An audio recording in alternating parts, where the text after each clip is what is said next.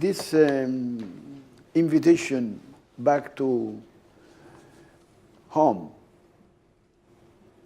has produced on me the effect of being 60 years younger than what I am now. Because I was here in 1955 for a series of events which are totally unexpected and unpredictable. Let me start showing to you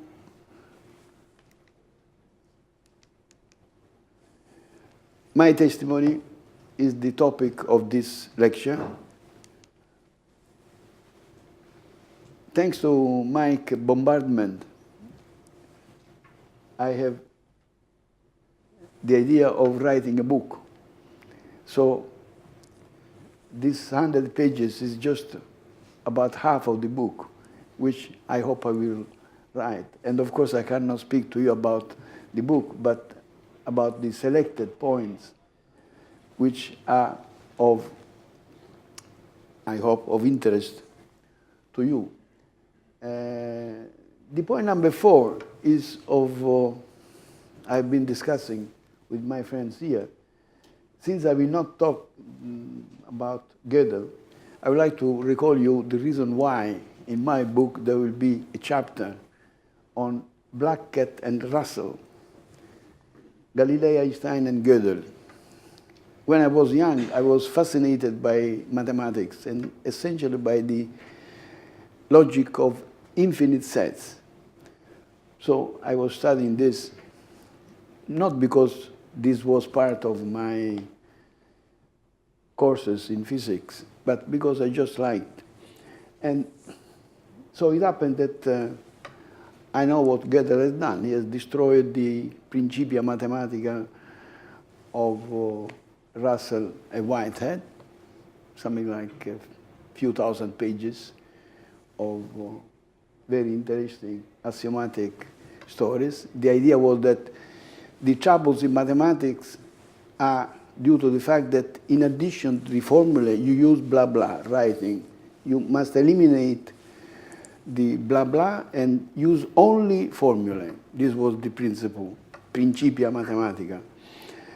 And in 1931, a young fellow called Gödel, discovered a theorem which destroys the few thousand pages Principia Mathematica, saying that no matter what the axiomatic structure you have, there will be always a theorem that you cannot prove being right or wrong, impossible to decide. And if you impose the condition that the theory must be complete, then it's contradictory.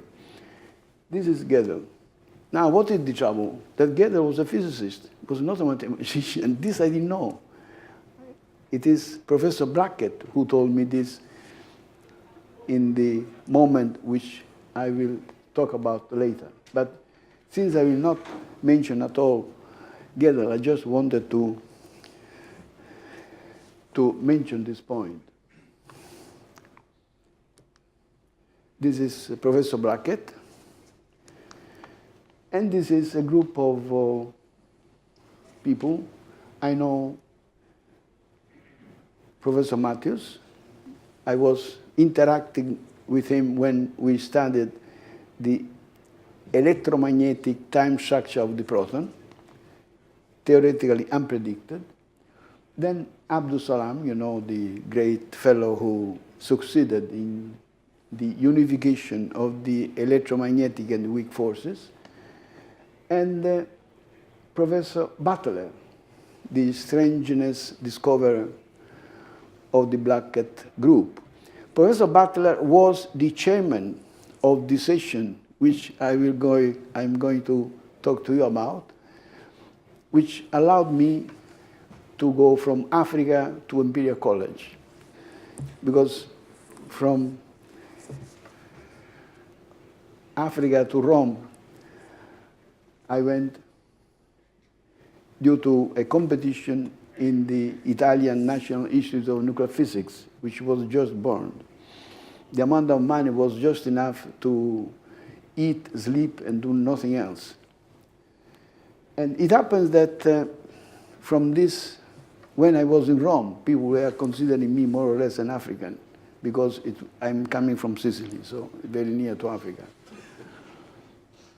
But you will see that despite of this, from Africa to Rome to Imperial College, it took couple of months. So Professor Butler is the second on the first row, was the chairman of a very important session at an international conference in 1955, where the Blackett group was presenting another big discovery. The Blackett group is the group where the so-called strange particles were discovered, 1947. 1947, I was just ending the pre-university studies, but I was very interested to know what was going on in science, and especially in physics. So, for the first time, I read the name Blackett, Professor Blackett. In Professor Blackett group, 2 strange particles have been discovered. So, imagine you are 17 years old. What does it mean, strange particles? A statement by Enrico Fermo in 1947, which was reported by newspapers, was saying that this discovery was the price we have to pay having been able to probably understanding everything we wanted to know the logic of nature. In fact, in 1947, with protons, neutrons, electrons, gammas, and pions, you can do everything. Oceans, any kind of matter, molecular, atomic, nuclear. And the big discovery was the nuclear glue called pions. With protons, neutrons, electrons, gamma, and pions, you can explain everything. And what you want more than this?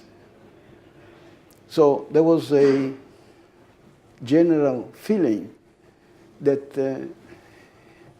this was really going to be the end. What about strange particles? What are these particles? Why they are called strange? There are books written by people who don't know what they're writing, where they explain the meaning of this important quantum number additively conserved. The meaning is very simple. They were strange particles because nobody expected these particles to be there. Period. In fact, they were called V-zeros by Blackett. Why? Because they looked in the pictures like V is this, V. This is inverted V, V0 particles. So in 1947, V0 particles had been discovered, called strange, because it was very strange. What are these particles for? Believe it or not, the Blackett group was very lucky because they discovered 2 V's. One was baryonic, proton, pi minus proton, lambda 0, so baryonic object. The other one was mesonic, pi plus, pi minus. So 2 discoveries in one picture, in one event. And how do you explain this strange phenomenon? By saying that these particles carry a new quantum number. And what is the name of this new quantum number? Strangeness. Period. Not other meanings, but this. It was something like midnight of a Sunday, and I was at the Physics Institute in Rome, working on cosmic rays at the high mountain in Italy, 3,000 meters high, to search for new things produced by cosmic rays. And these pictures we had were essentially empty. There was very little, nothing. Anyhow, I was at the institute at midnight because I like to work. I was the only fellow in the institute. And the phone arrived by the deputy leader of the group, Bruno Brunelli, who asked me if I could leave for the conference, international conference, immediately, next day. Why? Because at that time it was not like now. The participation at the conference was by quota.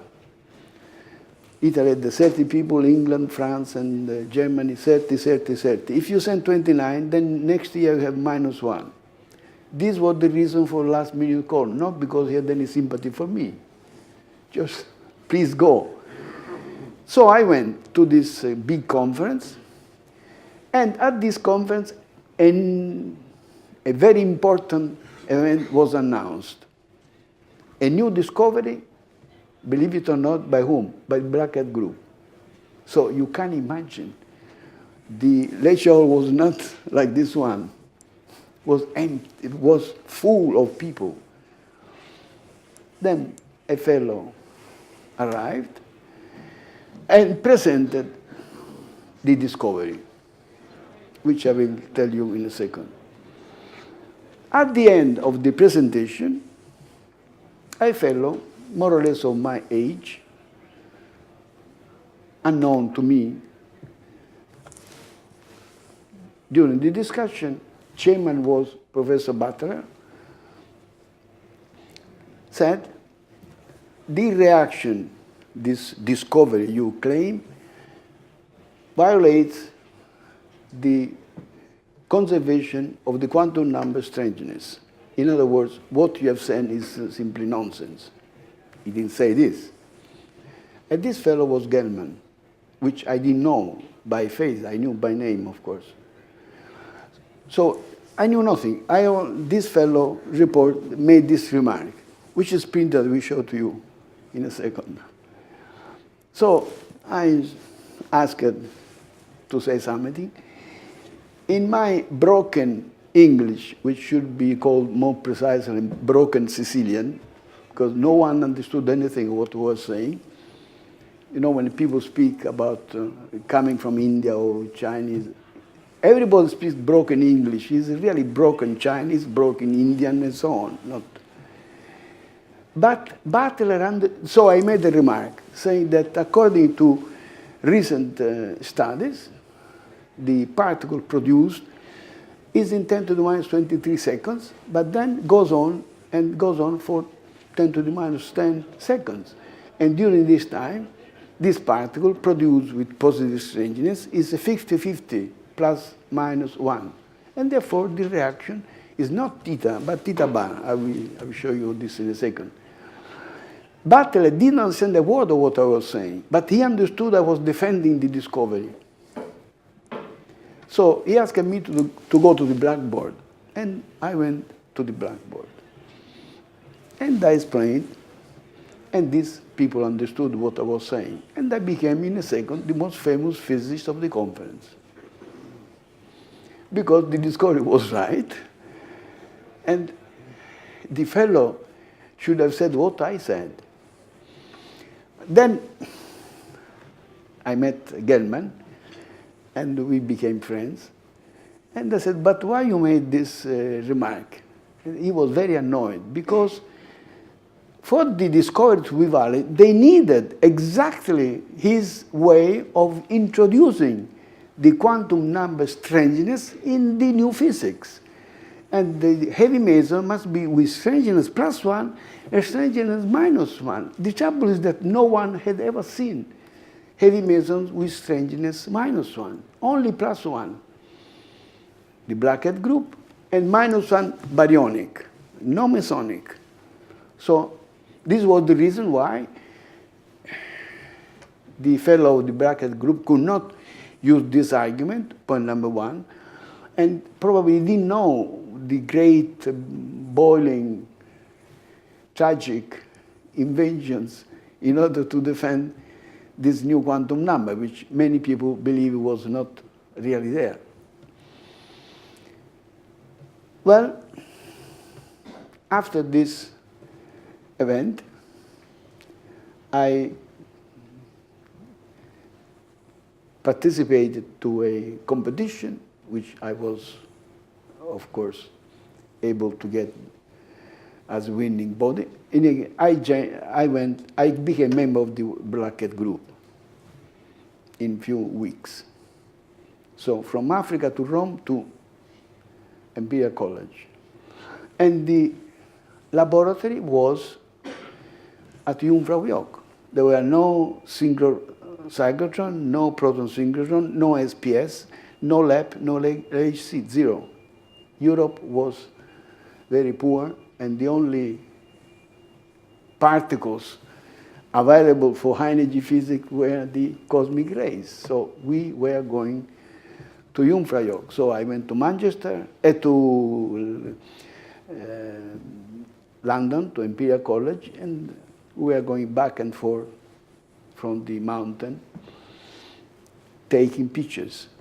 Now, the incredible point is that these pictures were full of physics. It's full of physics. Each picture had something there. Sometimes you must be lucky in your life. Incredible. Looking at these pictures, I found two examples of simultaneous production on the same picture of theta plus theta 0 and 2 theta 0. So theta plus has strangeness +1, but the other object must be anti, with minus. So experimental evidence for the existence of heavy mesons with negative quantum number called strangeness. Now for the present day physics, this is trivial, obvious, but if you imagine to go back when people were convinced that intrinsic quantum numbers and Lorentz quantum numbers must be strongly correlated, and somebody has introduced strangeness, you put yourself in the framework of what were these times. So, 1947 is the first time I read the name Blackett in a newspaper. And then 1955, Professor Butler, who is the second from left on the front row, was the chairman of the session. And 57,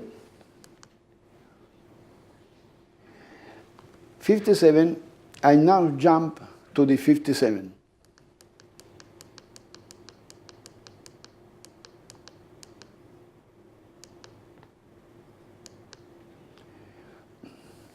In 55, the discovery was a heavy meson needed to produce lambdas, and this cannot be, as you know, with positive strangeness, because lambda must be negative. And this is my, do I have a gadget here to point? Yes, the telephone, Yes. that's right.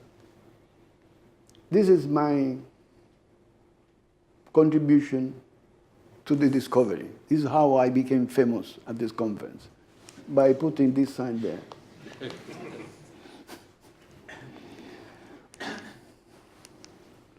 And this is the paper presented at the conference, where the author was saying, if you read it here, it was pointed out during discussion by Professor Gelman that reaction 3 does not conserve strangeness. This is reaction 3. This is Gelman and me talking about what I already told you. And this is the incredible luck I had in studying pictures taken 3 years earlier. So this, and you know, when our paper was published in 57, we arrived a few months before the Americans were with the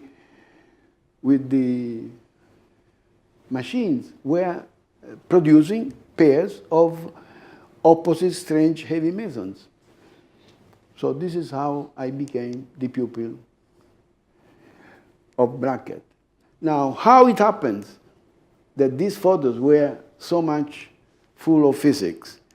Well, Professor Blackett was the author of the trigger system with threshold energy 10 GeV. While the gadget I was working in Rome had a very low energy threshold. So there was nothing in the pictures. Europe, I have said, had only cosmic rays, no machines. And once Professor Blackett told me that God was very generous with us. Imagine that the strange particles, instead of living 10 to the minus, lifetime is about 10 to the minus 10 seconds. They had 10 to the minus 13, not so much. We would not be here. Because the enormous number of particles discovered is because the Wilson chamber had the dimensions correct to see the 10 to the minus 10 lifetime, few centimeters of path lines. But this was not predicted by anybody. This was our laboratory at Jungfrau Joch. Dove cavolo è stato? Non sto mirando. And I remember when I was there were winds at more than 100 kilometers per hour. And being there, I was saying, I hope that the engineers who did this were smart enough to avoid this going out. Everything was oscillating, but this is the correct way of building things. Because if they are fixed, then troubles arise. Now let me move to Professor Blackett and the wall of our knowledge. It is thanks to him that he encouraged me not to think only about physics, but to be interested into the wall of our knowledge. And in 1955,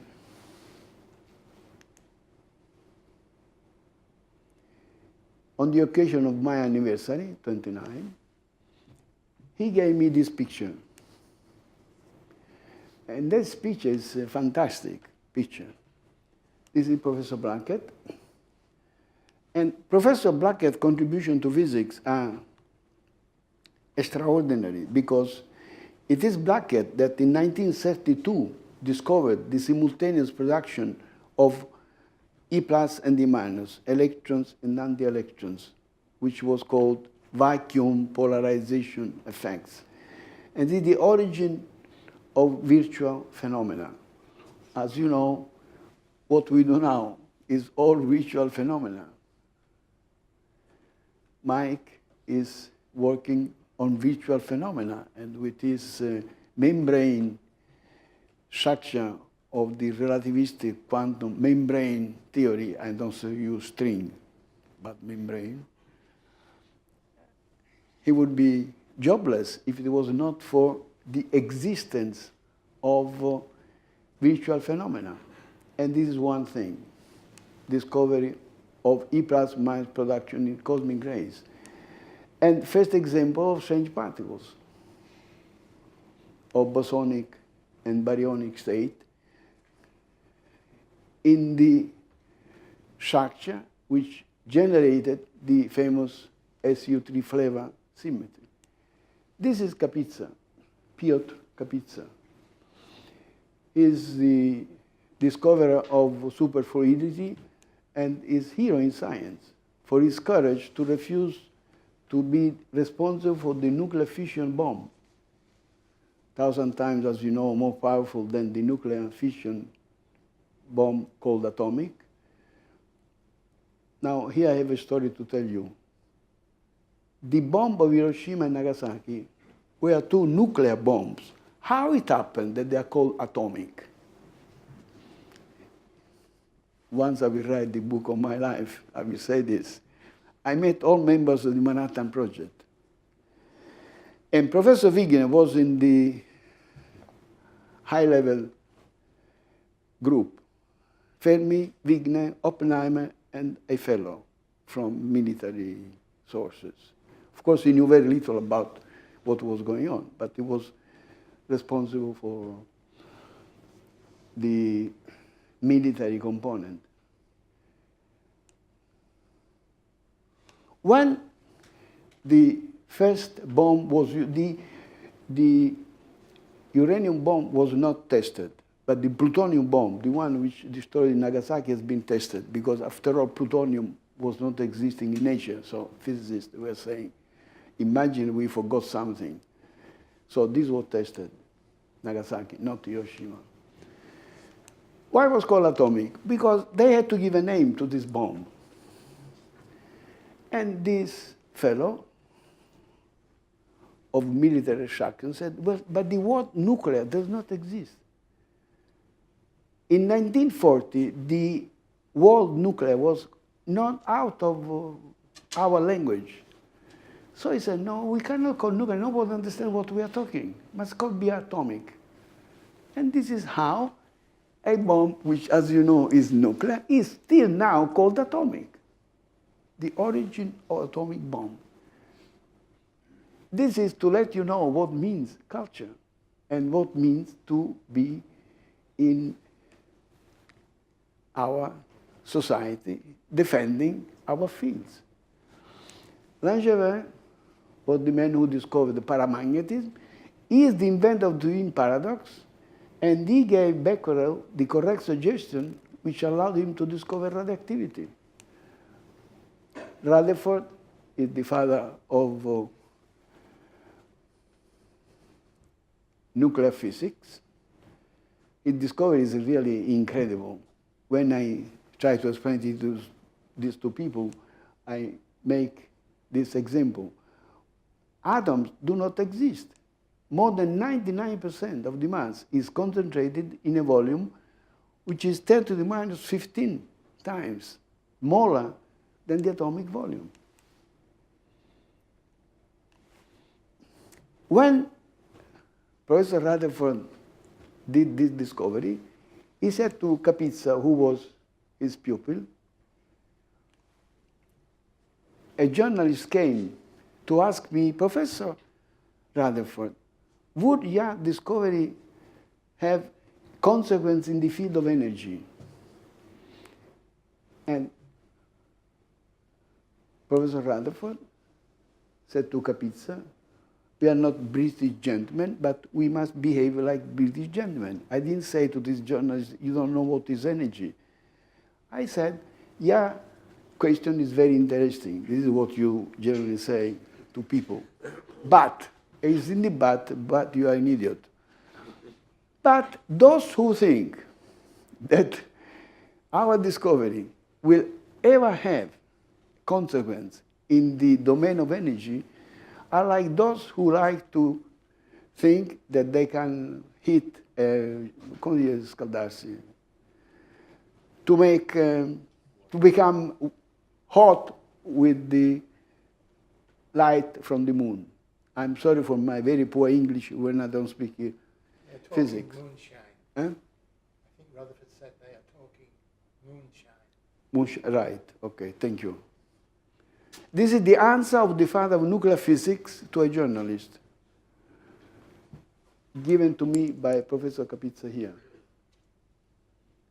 Professor Kapitsa is one of the fellows who wrote with me and Dirac the Erice manifesto. Why I was active there? Because of Blackett. Blackett gave to me the right inputs. The Erice statement has been signed by this man. I have no time here to discuss virtual history and virtual physics, but suppose that Kapitsa had accepted what Stalin offered him, namely to be the director of the H project from USSR. Suppose probably here we would have the photo of Stalin. Why? Because Soviet Union succeeded in getting the H-bomb less than 1 year after the Americans. And this delay is due to the fact that refusal of Kapitsa created tremendous problem in the implementation of the project. And here is Wilson. Wilson is the man who invented the cloud chamber, which is called Wilson chamber. And it is to Wilson chamber and to the fact that all particles have the right lifetime to be seen in this object that we are here today, because we got an enormous amount of financial support due to the enormous discovery of particles, which we will see needed a lot of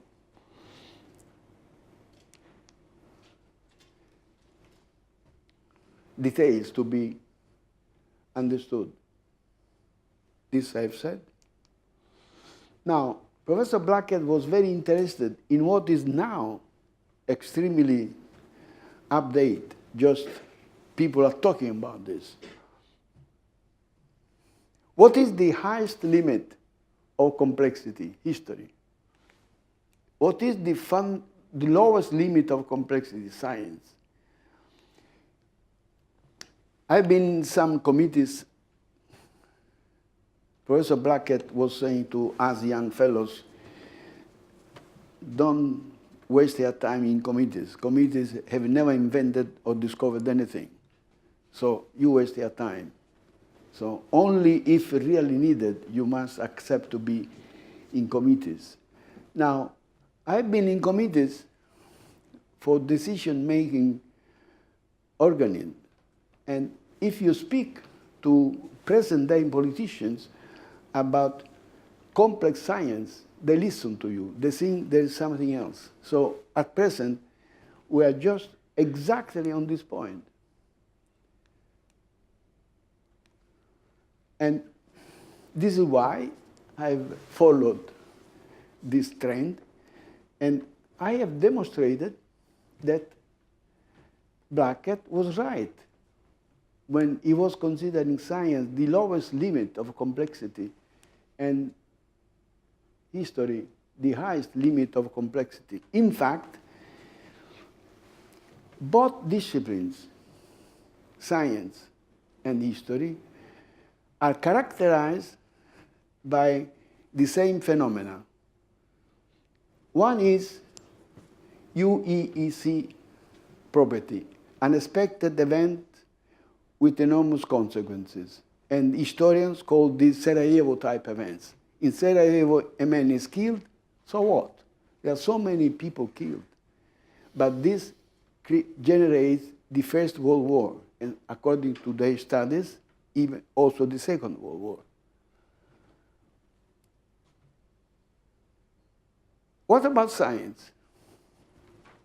I proved by looking at all discoveries that all discoveries of science are totally unexpected, contrary to what people think, which is exactly what Professor Blackett was telling me when I was 60 years younger than now.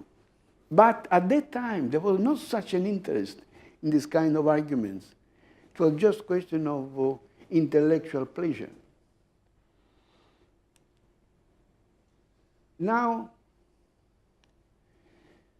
people say that what we are doing is useless because the fundamental constituents we still don't know what are, probably are quarks and leptons. The matter we are made of is here. We make atoms, molecules. All these objects do not interact with the environment. Proteins are the first structures which interact with the environment. Then genes, minimal life, and living matter. Minimal life is very important because there are hundreds of scientists working now while we are talking on the problem, how many pieces of inert matter you need to build the most elementary example of living matter. This problem is unsolved. And this was already a strong problem for Blackett.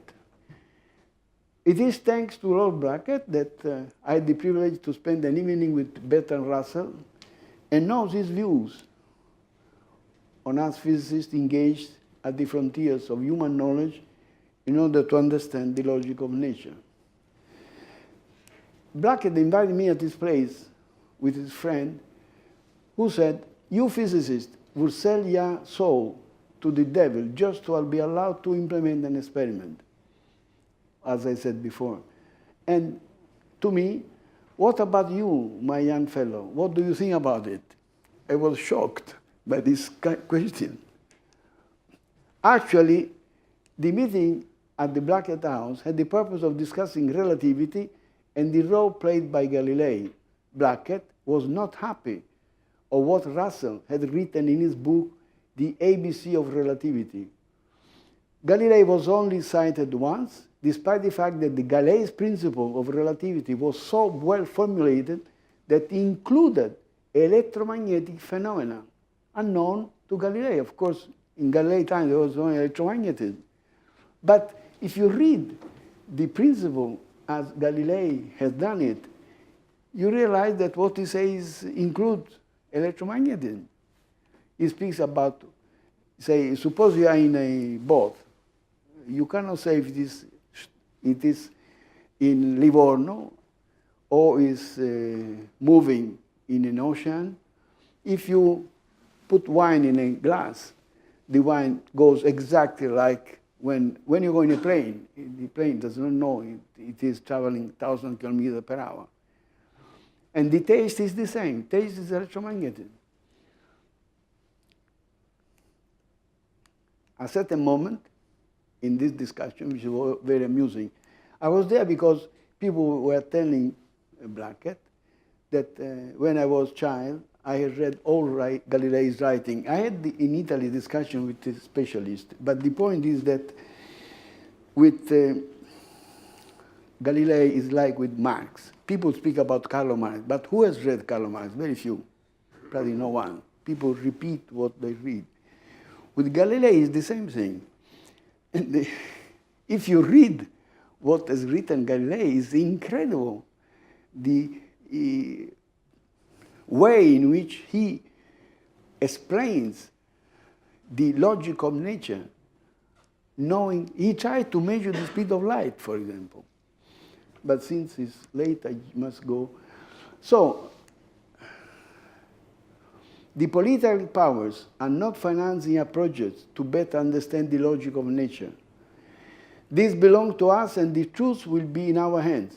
You physicists are getting all that attention from governments because of the potential application of your research toward technologies. The day that interest will wane, there will be no more financing for your project. This is what Russell was thinking of us.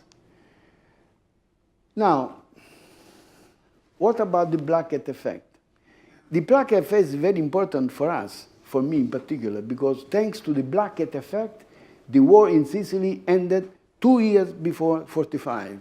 In 43, the war in Sicily finished. Why? Because of the Blackett effect. What is the Blackett effect? Which this effect allowed the British Navy to win the Mediterranean battle during the Second World War. Professor Blackett was the chief advisor on operational research in the Admiralty during the Second World War. Note, the surrender of the island Malta was considered inevitable. Here is the picture. You see, you must go from here to Malta, and you must go through the channel called Channel of Sicily. I was very young and reading newspaper for children, where it was said, now you will see, we will destroy all them. And the point was that in order to go from here to here, you have to take the risk that all both will be destroyed. The Blackett effect is the following. If you have to go from here to here, what is better, to go in a separate way or all together? Well, all together, the maximum risk is that 100% comes in and 70% comes out, but 70% comes out. In fact, in the battle, 90% came out. And this is how Sicily has been liberated. Being a pupil of Blackett has been of vital importance, not only for my career in physics, but also for my activities, including the establishment of the Ettore Majorana Center for Scientific Culture in Erice, where Mike has presented for his first time the membrane, relativistic quantum membrane theory, which no one believed, and now the opposite of Mike became the authors. They forgot who is the author, as often happens. And the World Lab projects implemented in many developing countries, and the scientific culture endeavors to let people know the role of scientific discoveries in everyday life. The new institution founded is due to the fact that Professor Blackett was convinced that it is us, the physicists, who must be engaged directly to let people outside our lab know what is the role of science for the progress of civilization. This scientific discovery at the first level of science is the real motor for the progress in technological inventions that allow the quality of life to be at the level it is today. Why man can go to the moon? Answer, wrong, because of space technology. No, because of us. The medical technology is us. X-rays, PET, FET, all this is physics. This is an example of the Erice Center, but let me show the signature of Professor Blackett in the document which established the Erice Center in 1962, 8th of May, 62. This is the bronze which reproduces the document. And this is Professor Kibble, inaugurating the Blackett Institute in Erice. Here is the statement by Blackett. We experimentalists are not like theorists, not because we are against, I like very much, I have a lot of friends in theoretical physics. The originality of an idea is not for being printed in a paper, but for being shown in the implementation of an original experiment. I've used this statement very many times in committees because I've been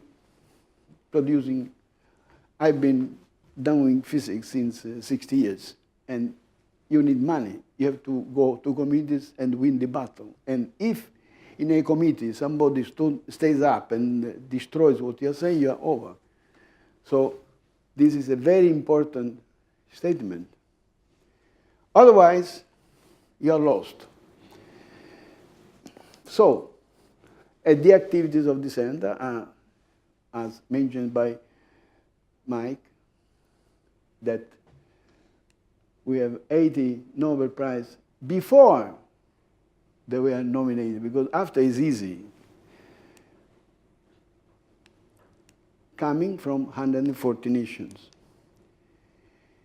In 1985, let us not forget this, the famous Geneva meeting, when the two most powerful world leaders, Reagan and Gorbachev, met, they both agreed that the biggest enemy for peace in the world is the existence of secret labs. And they declared there that they would have opened the secret labs. That's following the Erice statement signed by more than 100,000 scientists devote over. The secret lab still exists. In a recent interview in Italy, he said this, because some famous fellow said, now a new era. No, insofar as there are secret lab, peace is just a word, is not. And this has been demonstrated to be true by the fact that in 1985, Reagan and Gorbachev both declared this. And now I have to say that, unfortunately, the Berlin Wall dropped down in '89. Why? Because if it was not for this, ELN would be there. Why? ELN is a project for 300-kilometer ring, the highest energy machine using known technologies with few improvements for a science without secrets and without borders. This machine would be there because I went to Reagan, Gorbachev, and Deng Xiaoping in China. And they both agreed we should do this. This is a view of the 300-kilometer ring. This is our future if we do not want to be destroyed by our cultural enemies. We must defend ourselves.